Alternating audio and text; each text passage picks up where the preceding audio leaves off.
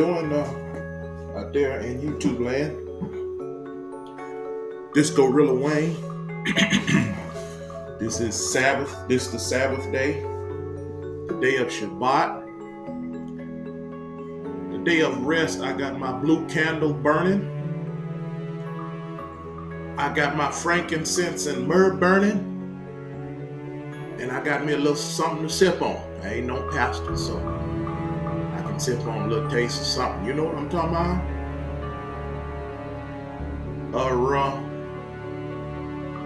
I put a little something together here about who are the real Jews.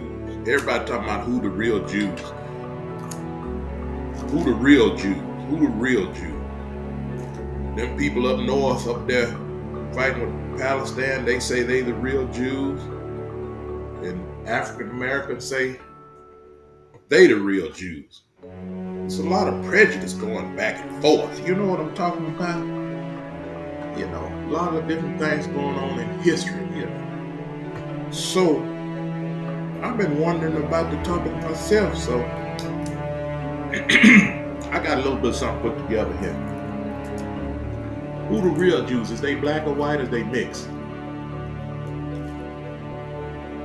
Well, since I got the scripture up, I'm going to start off with that.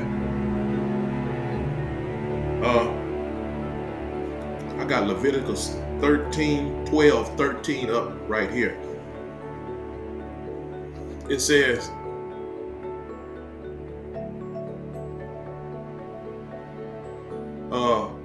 it's talking about leprosy. Talking about leprosy here.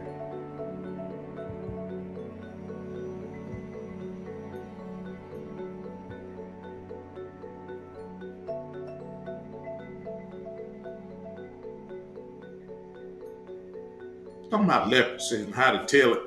The priest look at it, see if it's dark or it's got a scab, or if he's clean or he's unclean.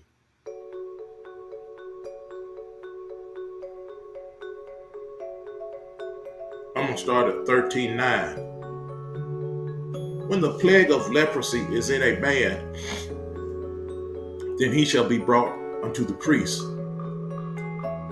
And the priest shall see him, and behold, if the rising be white in the skin, this is Leviticus 13, 12, 9. If the rising be white in the skin, and it have turned the hair white, and there be quick raw flesh in the rising, it is an old leprosy in the skin of his flesh, and the priest shall pronounce him unclean, and shall not shut him up, for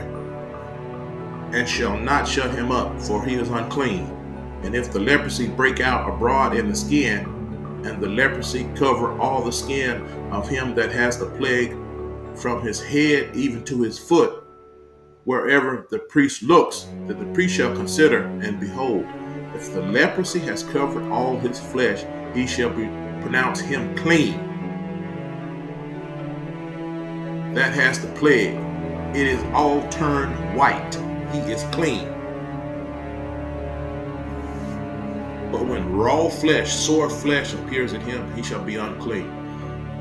So for you to be leprous and leprous to go all over your body, the leprous has covered all his flesh, he shall be pronounced him clean. That has the plague. It is all turned white. For you to turn white, that means you had to been black or brown.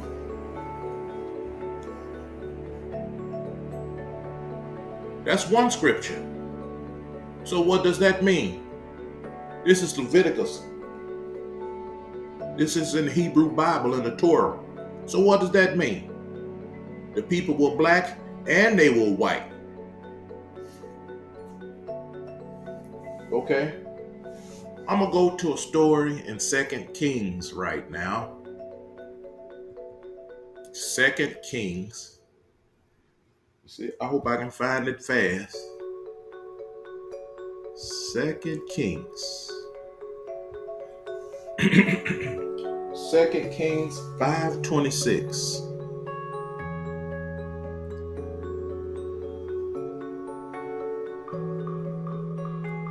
5:26.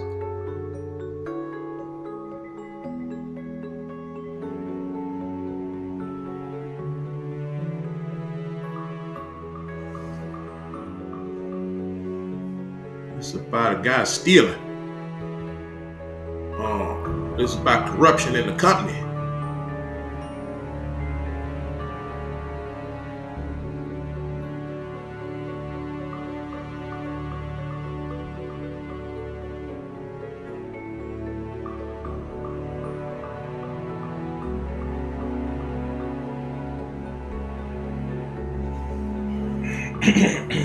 Okay, I'm on 2 Kings 5:1. Now Naaman, captain of the host of the king of Syria, was a great man with his master and honorable, because by him the Lord hath given deliverance unto Syria. He was also a mighty man in valor, but he was leper. He had leprosy. He was leper. He was a mighty man, but he was leper. And the Syrians had gone out by companies and had brought away captives out of the land of Israel a little maid, and she waited on Naaman's wife. Okay.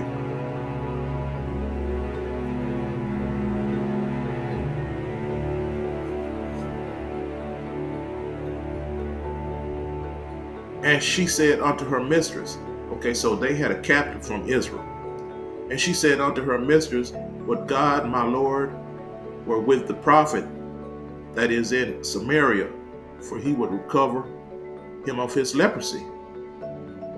And one went in and told his Lord, saying, thus and thus said the maid that is of the land of Israel. And the king of Syria said, go, and I will send a letter unto the king of Israel. And he departed and took with him 10 talents of silver and 6,000 pieces of gold and 10 changes of raiment for the king of Israel to cure him of his leprosy. And he brought the letter to the king of Israel, saying, now when this letter has come unto you, behold, I have therewith sent Naaman my servant to you, that you may recover him of his leprosy.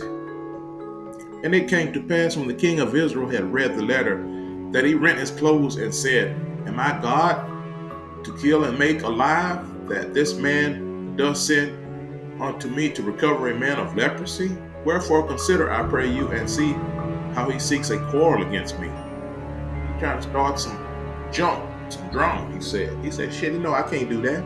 God do that. I'm just a king. And it was so, when Elijah, the man of God, had heard that king of Israel had rent his clothes, Elijah, that he sent to the king, saying, wherefore have you rent your clothes? Let him come now to me, and he shall know that there is a prophet in Israel.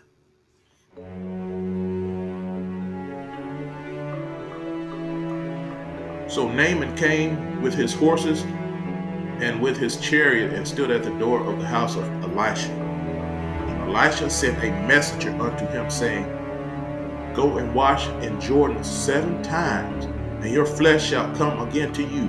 You shall be clean. But Naaman was angry, and went away and said, behold, I thought he would surely come out to me and stand and call on the name of the Lord of his God, and strike his hand over the place and recover the leper.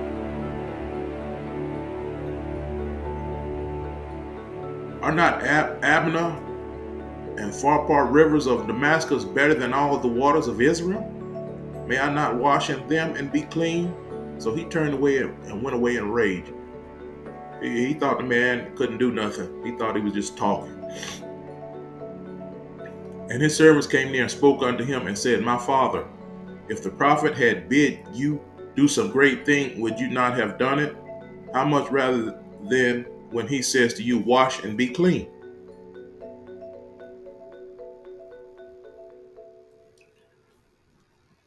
Then went he down and dipped himself 7 times in Jordan, according to the saying of the man of God. and his flesh came again like unto the flesh of a little child, and he was clean. And he returned to the man of God, Elijah, he and all his company, and came and stood before him and said, Behold, now I know that there is no God in all earth but in Israel. Now therefore I pray you take a blessing of your servant. So he offered him a gift, because he offered Elijah a gift because he healed him. But Elijah said, As the Lord lives before whom I stand, I will receive none. I will receive none. And he urged him to take it, but he refused. So Naaman urged Elijah to take a gift, but he refused. And Naaman said, Shall there not then, I pray you, be given to your servants 2 mules burden of earth? For your servant will henceforth offer neither burnt offering nor sacrifice unto other gods, but unto the Lord. In this thing the Lord pardon your servant, that when my master goes into the house of Rimmon to worship there, and he leans on my hand, and I bow myself in the house of Rimmon, when I bow down myself in the house of Rimmon, the Lord pardon your servant in this thing. And he said unto him, Go in peace. So he departed from him a little way. But Gehazi, the servant of Elijah, the man of God, said, Behold, my master has spared Naaman the Syrian, and not receiving at his hands that which he brought. But as the Lord lives, I will run after him and take somewhat of him. He said, my master didn't get it. He had all kinds of gold. He had all kinds of gold, this and that. My master wouldn't take no payment. I'm going to sneak around. I'm going to go get some payment for that healing. I ain't going to let my master know about it. So Gehazi followed after Naaman, and when Naaman saw him running after him, he lighted down from the chariot to meet him and said, Is all well? And he said, All is well. My master has sent me, saying, Behold, even now there become to me from Mount Ephraim 2 young men of the sons of prophets. Give them, I pray you, a talent of silver and 2 changes of garments. And Naaman said, Be content, take 2 talents.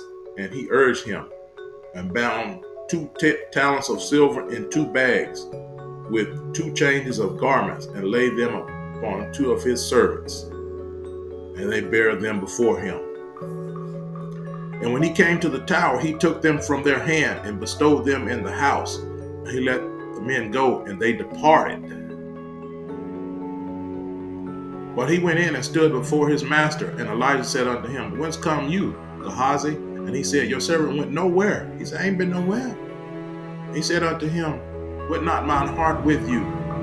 When the man turned again from his chariot to meet you, is it a time to receive money, and to receive garments, and olive yards, and vineyards, and sheep, and oxen, and male servants, and maid servants?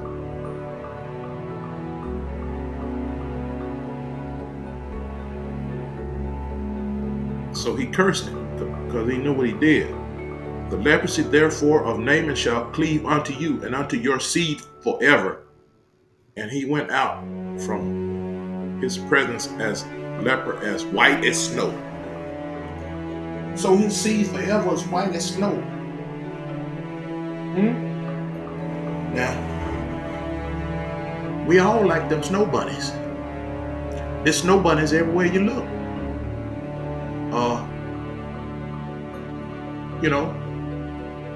We got those 2 stores. Everybody know about the redhead Esau. We know where he came from. And then according to some people, I didn't find reference to it in the Bible, but we know about the fallen angels and they seed. White hair and white pale skin. We know about them. So that means the color of the Hebrew Israelites was black and white, because I just read 2 verses out of the King James Bible, and it talked about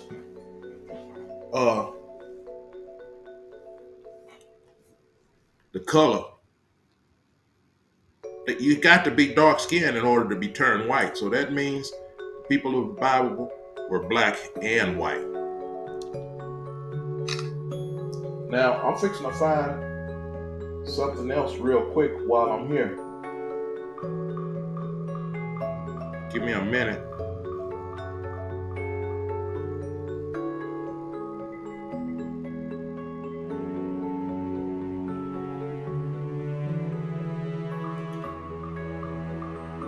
I'm going to go to Solomon 1:5.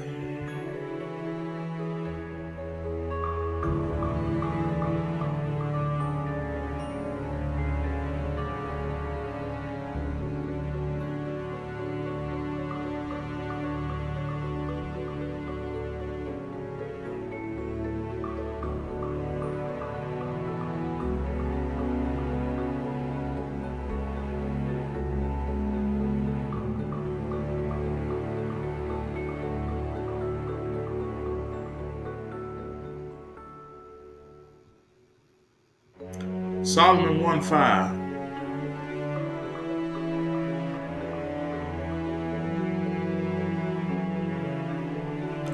It says, I am black but comely, O all of you daughters of Jerusalem, as the tents of Kedar, as the curtains of Solomon. Look not upon me because I am black, because the sun has looked upon me. My mother's children were angry with me.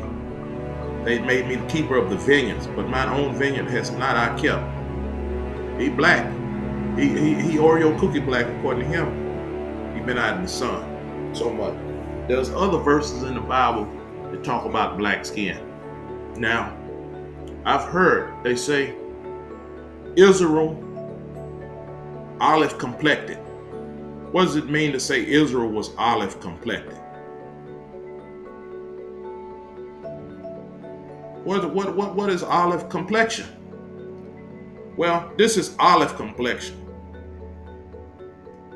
Olive complexion. Olive complexion, according to this chart, goes all the way to Oreo black. They got black olives in Walmart all day long. They got green ones too. I ain't never seen no green person though. Olive complexion comes from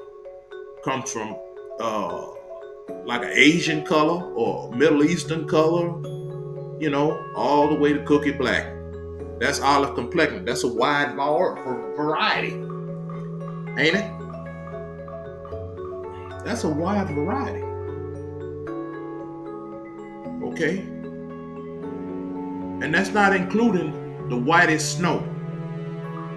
Israel was white as snow according to the Bible. We just heard about a guy. We just got through reading in the Bible about a guy who was cursed white as snow because he was corrupt. He was trying to steal money, right? So he was turned white as snow, him and all his generations. And he was of Israel, Judah. We read about that a few minutes ago. In Kings 5:26. I'm not going to go back to it because I'm short of time. Okay, folks. Now, we're going to go to who was Israel. Now, the people of Israel, they say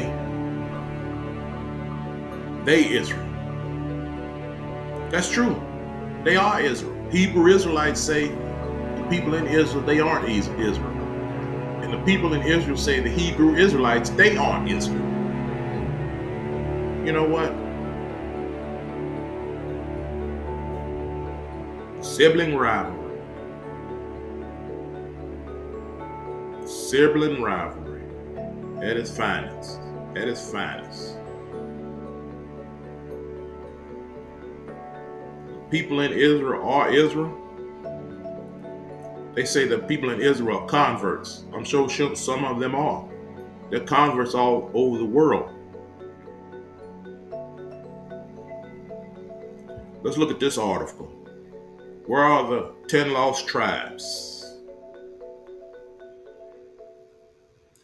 Boundless opportunity and fortune awaited Columbus and his crew as they set out on their voyage in 1492. The lands they discovered promised a new and better world. But for one Spanish missionary, the cruel enslavement and the exploitation of the Native Americans was not the picture of the new world he envisioned. In early 16th century, Bartolomé de las Casas became the champion of the Native American Indians, devoting his lifetime to improving the conditions in West Indies, Peru, and Guatemala. Casas wrote, "These Indians can bring near the redemption if we treat them humanely in this world and convert them to Christianity. We are preparing for the redemption of the Western world in the Messianic era. Their conversion is apt indeed, as I am convinced the Indians originate in ancient Israel." He said he's convinced the Indians originate from ancient Israel. I can bring proofs from the Bible that they are of the lost tribes. The association of the Indians with the lost tribes was heard again and again, reported by Portuguese traveler Antonio Montezino. Some 120 years later, aroused remarkable interest. It was a thrilling journey I took in South America. Now that I am back in Amsterdam, I must share with you some incredible news.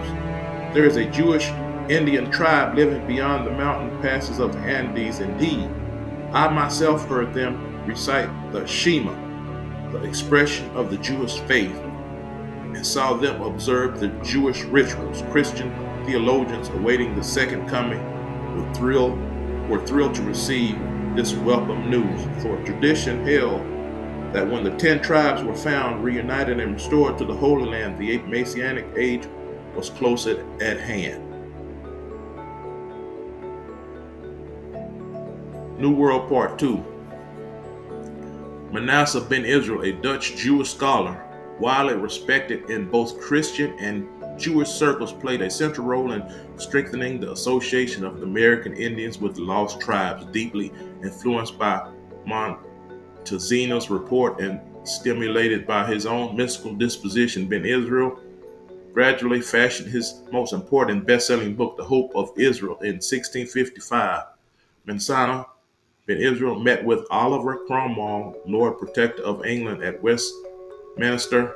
He dedicated The Hope of Israel to Parliament and submitted his petition for the recall of the Jews who had been expelled from England. Ben Israel's approach was shrewd indeed. He reiterated the belief that the dispersion of the Jews to all the corners of the earth was the beginning of the redemption. First days had been realized. Israelite tribes had been discovered in the Americas. By completing the dispersion of the Jews, Cromwell himself could hasten the Messianic era. He must readmit the Jews to England. Ben Israel associated the Hebrew word for the end of the earth with the medieval term Angleterre, or England, he wrote, all which things of necessity must be fulfilled. Okay, that's about the Indians.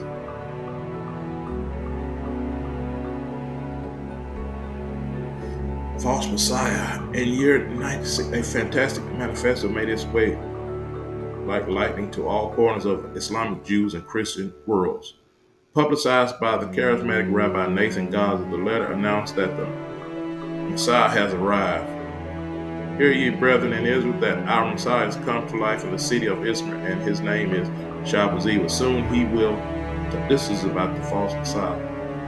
Soon he will show forth his kingdom to all, and will take the royal crown from the head of Sultan and place it. When 9 months have passed, our Messiah shall vanish from before the eyes of Israel. And no one should be able to say if he is alive or dead. He will cross the rivers. Okay.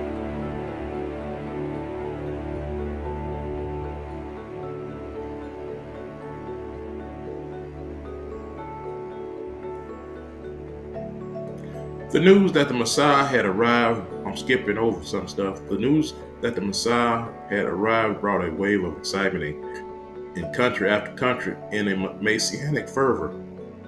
Many Jews began to sell off their property and prepare for the trip to the Holy Land. Who was this so-called Messiah? His name was Shabbaziva. He was born in Smyrna in Asia Minor, 1626, and he was ordained as a rabbi when he was 18. Drawing upon the mystical teachings of the Kabbalah, he proclaimed to the suffering Jewish world that redemption was at hand. His ideas reached Christians and Jews alike in Morocco, Tunis, Egypt, and Italy. Rumor was rampant that an army comprised of the lost tribes was marching up through Africa in the direction of Mecca. Turkish authorities became concerned in 1666, arrested. Shabat Zavai was arrested, and not long after he was converted to Islam. The story ends in bitter despair and disappointment. Following example of their Messiah, thousands of Jews converted to Islam as well.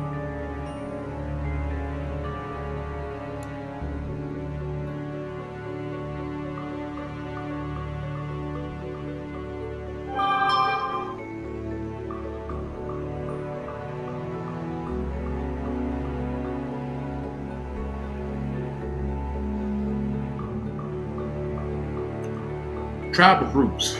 Straddling the boundaries between Afghanistan, Pakistan, Kashmir lives the world's largest tribal grouping, the Pathans. All of the 15 million Pathans, who comprise some 60 tribes, claim descendant from Kish, an ancestor of the biblical King Saul. Many of them also claim to be them children of the lost Israelites. The Pathans perform circumcision of the 8th day, wear a fringed garment similar to the Jewish garments, light candles on Friday nights, and observe food taboos similar to the laws of Kashmir. In South Africa, Zimbabwe, Mozambique, tens of thousands of blacks have in recent years declared themselves descendants of one of the lost tribes. The Limba claim to have been cut off from the mainstream Judaism hundreds of years ago. They are well versed in the Old Testament and avoid marriage outside their community. From every imaginable corner of the world, theories arise linking different peoples and tribes with the 10 lost tribes. The Crimea, the Caucasus, the Kenya, Nigeria. From every imaginable corner of the world, theories arise linking different peoples and tribes with the 10 lost tribes. The Crimea, the Caucasus, the Kenya, Nigeria, Armenia, Persia, Central Asia, North Siberia and West Africa, Peru, South America, Ireland. While the evidence may at times seem flimsy, the Jewish elements in the tribal cultures continue to fascinate scholars and laymen alike. So, I've heard of the Limba. I never heard of the Pathans. I've heard of the Igbo, Black Hebrew tribes, and I've even heard of in Japan, Asian Black Hebrew tribes. Okay, folks, had me a little break. Went over 30 minutes. We're going into part 2. Who the real Jew? And also, we have hues, different colors, different hues. We're different colors because of moving around on this earth, climate change. I know that because I lived up in Minnesota. I had 2 kids in Minnesota for about 7 years. When I got tired of the cold weather up there and came to Texas, decided I want to live in Texas. People would look at the kids funny, thought they were sick because of the way that their skin looked.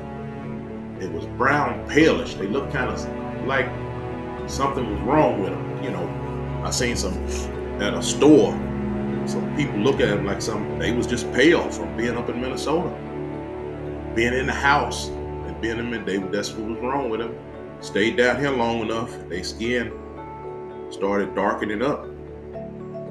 But just think, for you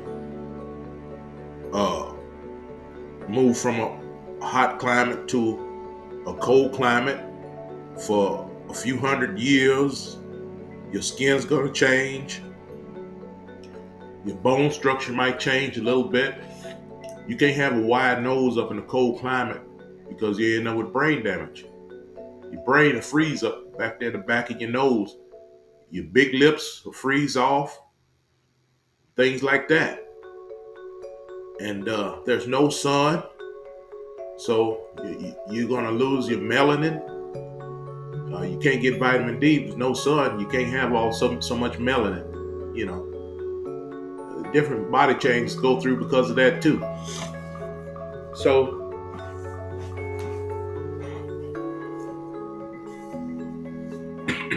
we're gonna talk about are the African Americans in the United States descendants of Jews. We're going to go to the kingdom of Ouida, known locally as Glehu, but also known and spelled in old literature as Ouida, Ouida, Ahuda, Yuda, and Judah. This is the slave coast, kingdom of Ouida, where it was a lot of the Africans. They went all around the world. This was a big slave coast in Benin, Africa. Ouida was on the coast. The French called it Judah, or the kingdom of the coast of West Africa in what is now Benin. It was a major slave trading area which exported more than 1 million Africans to the United States, the Caribbean, and Brazil before closing its trade in 1860s. In 1700, it had a coastline of around 16 kilometers on the King Haffa.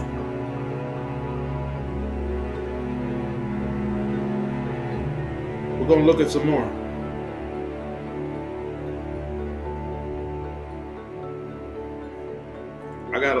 Found a lot.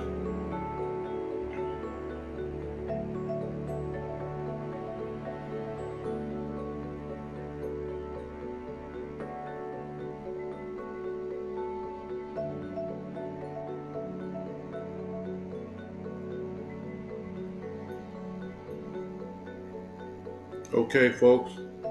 Slave coast of Africa.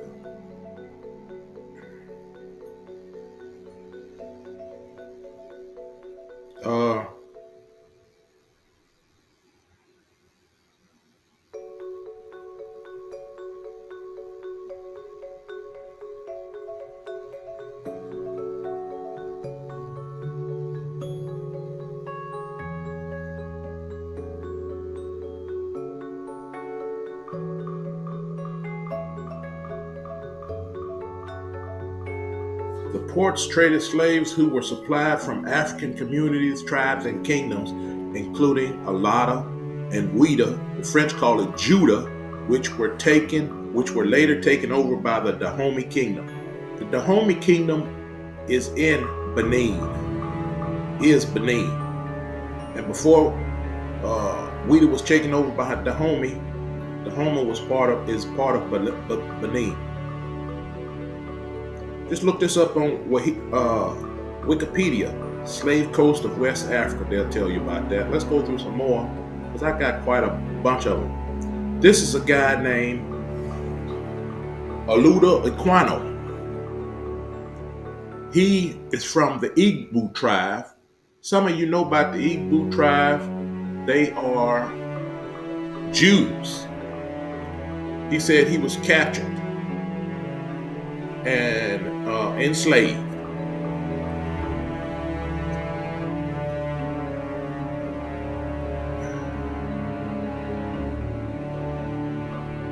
Early life and enslavement.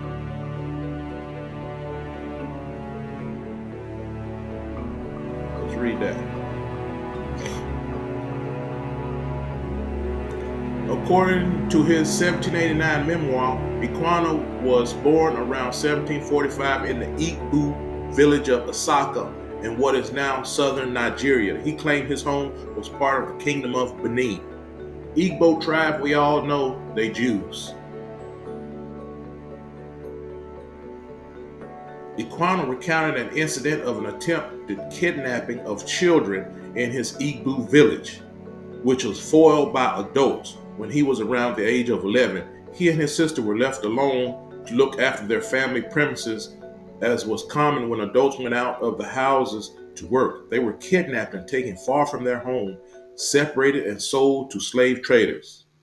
He tried to escape but was thwarted. After his owners changed several times, Equano happened to meet with his sister, but they were separated again. 6 to 7 months after he had been kidnapped, he arrived at the coast where he was taken on board of a European slave ship. He was transported with 244 other enslaved Africans across the Atlantic Ocean to Barbados in the British West Indies. He and a few other slaves were sent on for sale in the colony of Virginia.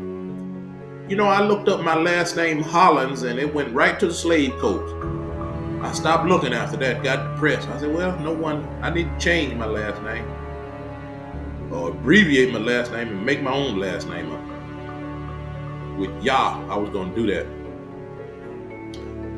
Literary scholar Vincent Carita argued in his 2005 biography of Aquino that the activist could have been born in colonial South Carolina rather than Africa, based on a 1759 parish baptismal record that lists Aquino's place of birth as Carolina and 1773 ship's muster that indicates South Carolina. Carita's conclusion is disputed by the scholars who believe the weight of evidence supports Aquino's account of coming from America. Now, this man knows where he comes from. Why are you going to dispute it? When was this? In 2005. It's probably don't want him to say that he of Jewish descent. This man knows where he comes from. In Virginia, Equano was bought by Michael Henry Pascal, a lieutenant in the Royal Navy. Pascal renamed the boy Gustavus Vasa after the 16th century king of Sweden, Gustav Vasa, who began the Protestant Reformation of Sweden. Equano had already been renamed twice. He was called Michael while on board the slave ship that brought him to the Americas, and Jacob by his first owner. This time Equano refused and told his new owner that he would prefer to be called Jacob. His refusal, he says, gained me many a cuff, and eventually he submitted to the new name. He used this name for the rest of his life, including on all official records. He only used Equano in his autobiography. He wanted to be called Jacob, Judah. I can't read all of that, but look up this man, Aloda Equano. Come from the Igbo tribe, ended up in Virginia. Heavy slave trade. The primary slave coast, Virginia. Headquarters of slave.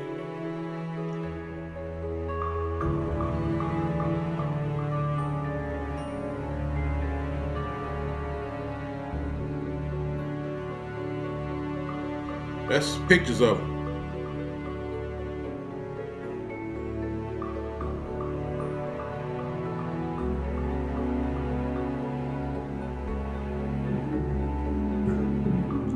We're going to go through, I can't get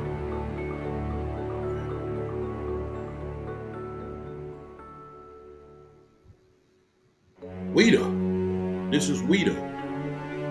Or Judah. Some call it Judah. Ouida. Ouida or Judah by the French, or Judah by the Portuguese, and Fida by the Dutch, and known locally as Ouida. Formerly the chief port of the Kingdom of Ouida is a city on the coast of the Republic of Benin.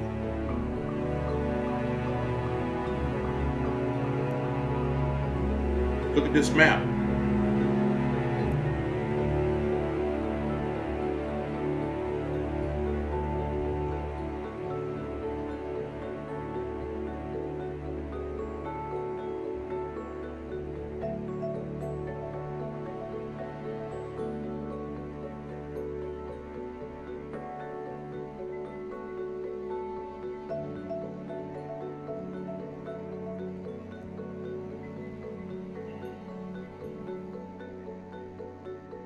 This is the door of no return right here.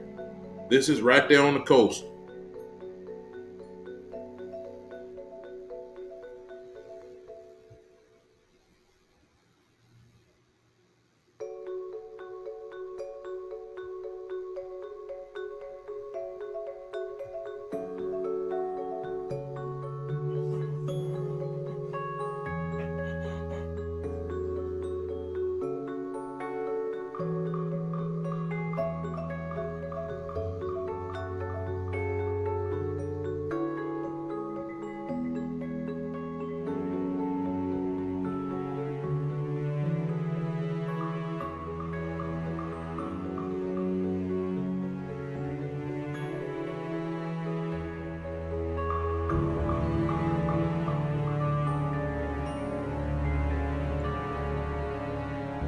Benin, Ouidah, the last stop for the slaves. Ouidah is in Benin, or Judah, and it's right on the coast of Benin. Right at the door of no return there.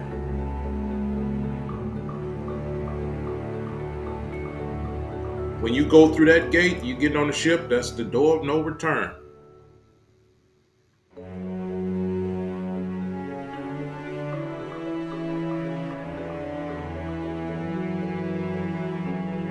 The history of the Jews of Benin.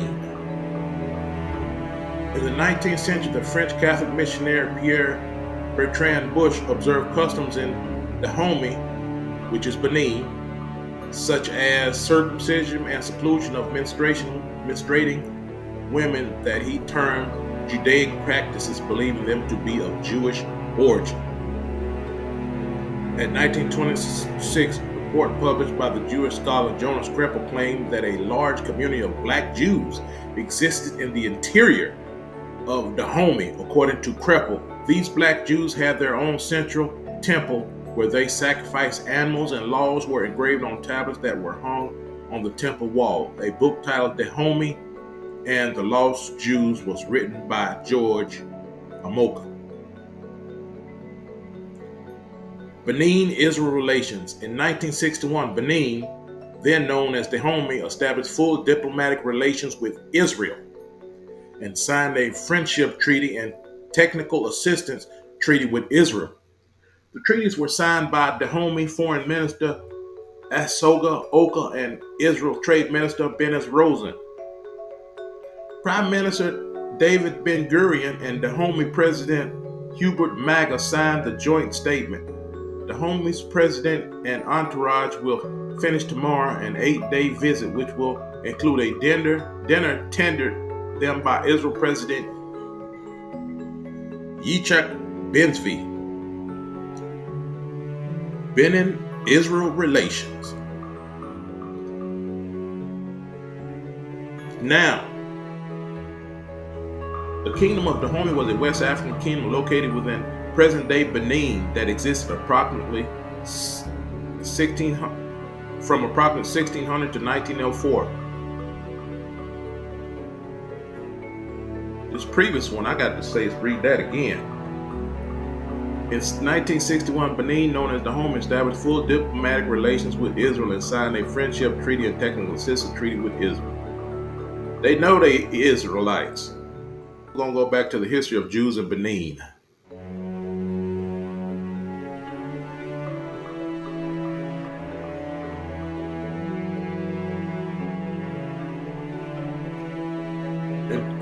The Marranos, the Moorish Jews of Portugal, Spain, and Benin, Guinean coast. I didn't see that one.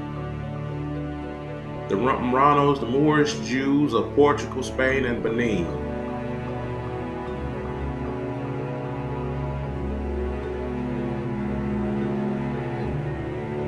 Many African tribes along the coast of North Africa and way into the South Savannas beyond the Saharan Desert, they were ancient Hebraic Jewish tribes. Those tribes caught up in the events that followed the death of the Islamic prophet Muhammad. Got caught up in events all the way from Medina and America. It is widely acknowledged that one of the most determined fighters against the black Arab encroachment on black African Berber property was Queen Kanina, a black Jewish queen of the Maghrib. Prophet Rasta, Livewire.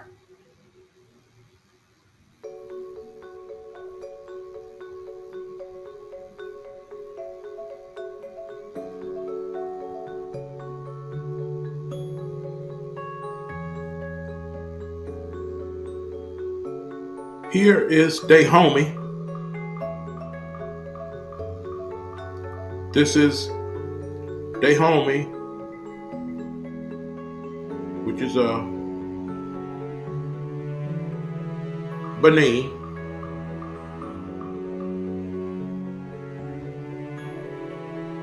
This is Dahomey. Down here on the coast is Ouidah.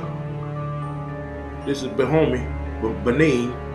They used to bring Jewish Africans and regular Africans all through here and bring them down to the point of no return, that big arch, and put him on the boat.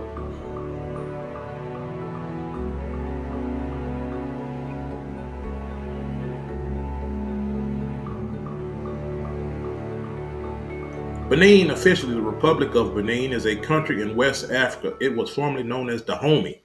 It is bordered by Togo to the west and Nigeria to the east.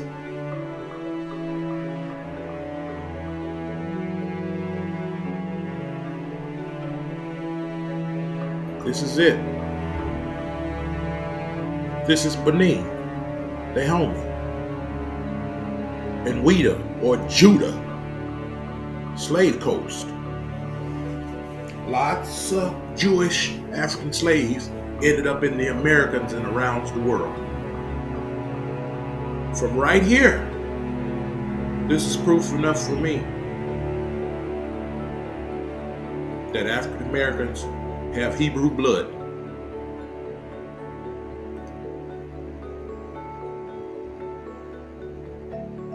I imagine some Africans,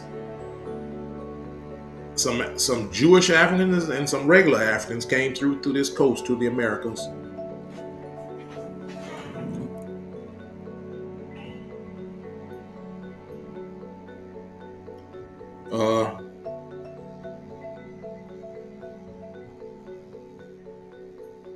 Here's a Job 30:30. My skin is black upon me and my bones are burnt with heat. Song of Solomon. Look not upon me because I'm black, because the sun hath looked upon me. My mother's children were angry with me. They made me the keeper of the vineyard, but mine own vineyard have I not kept.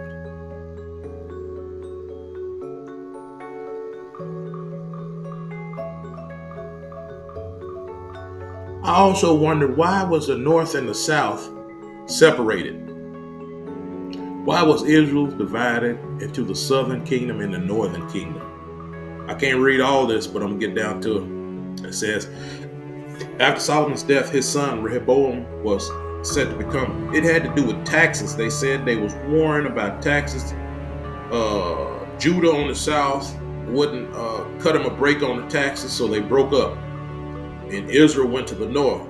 So Israel went to the north. The northern tribes crowned Jeroboam as their king. Rehoboam made plans to mount an assault on the rebel tribe, but the Lord prevented him from taking the action. Meanwhile, Jeroboam further consolidated his power by instituting a form of calf worship unique to his kingdom and declaring the pilgrimage to Jerusalem were unnecessary. Thus, the people of the northern tribe would have no contact with the tribes of Judah and Benjamin. They was doing calf worship in the north. So Israel had been in rebellion against the house of David to this day. Let me say that again. So Israel has been in rebellion against the house of David to this day.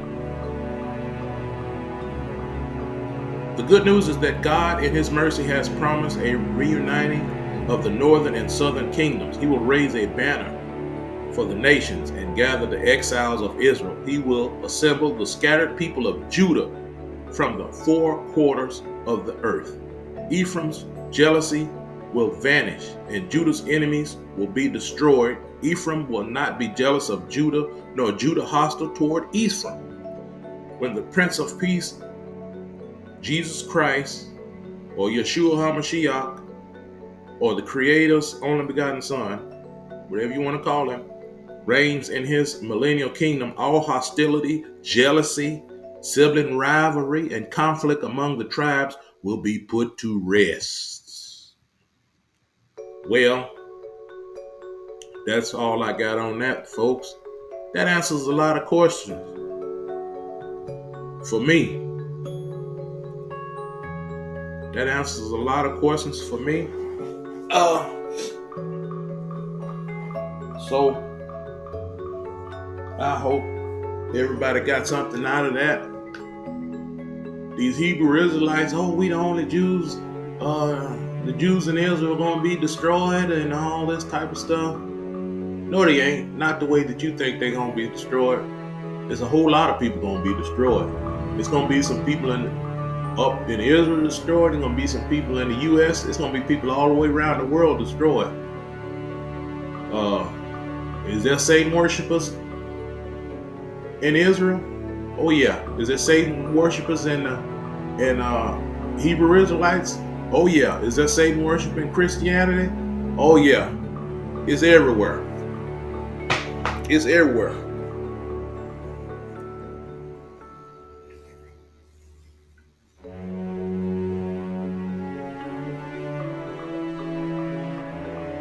Somebody told me once, don't worry about what nobody else do. You just do what you do. Don't worry about what nobody else, just do what you do, and do the best you can for your Creator. For the Creator in heaven, the Lord of spirits. And pray to his only begotten Son. That's all I got on that, everybody. Everybody have a good night on this here Shabbat. Hallelujah. I'll holler at y'all later.